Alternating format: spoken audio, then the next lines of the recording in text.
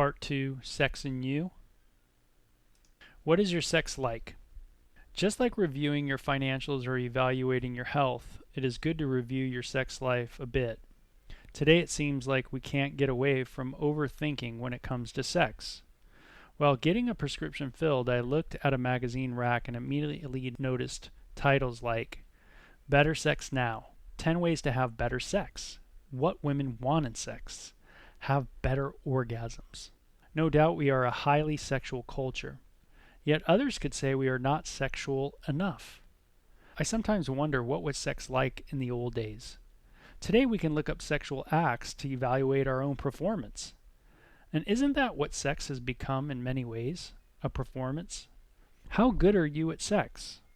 As good as the ever stereotyped porn star? It seems all out of whack today, or maybe we just always have been. For one, does the porn star really have great sex? If so, why is the average lifespan of porn stars so short? Doesn't seem like the good sex is keeping them in. Maybe it's not as good as you and I are led to believe, and maybe, just maybe, it is not good, and we have been sold a bill of goods that we are missing out on the, quote, great sex. What does make for great sex? Is mimicking a porn video good sex per se? Is what constitutes good sex strong orgasms from another world or having sex in every different way a person could imagine? Just because we eat food does not mean we are enjoying it, and I would imagine it's the same with sex. You can partake of all the sex you want, but it does not necessarily mean you enjoy it.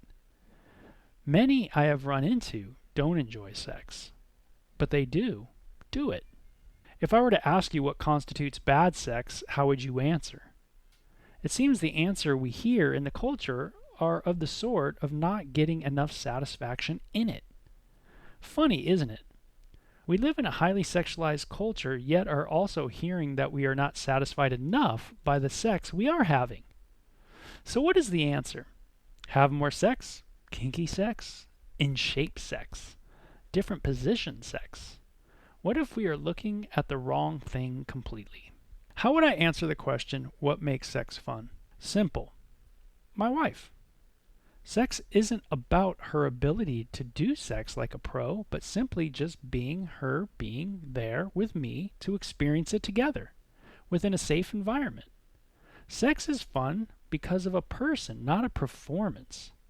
What makes Mom's food so good is that it is Mom who made it. Without her, it lacks that special, unique touch. So maybe what makes sex great isn't actually the sex, but the one to whom you are having sex with. Humans have an ability to relate to others like no other primate, due to our brain. It would seem logical that this ability would be an intricate part of making sex, quote, great. We are not just bonobos. To think that way is a de-evolution in behavior, not an improvement. We can certainly find sexual pleasure as other primates, but I do find it interesting that the bonobos are not reading magazines on how to have better orgasms. It's us humans that contemplate the better pleasure.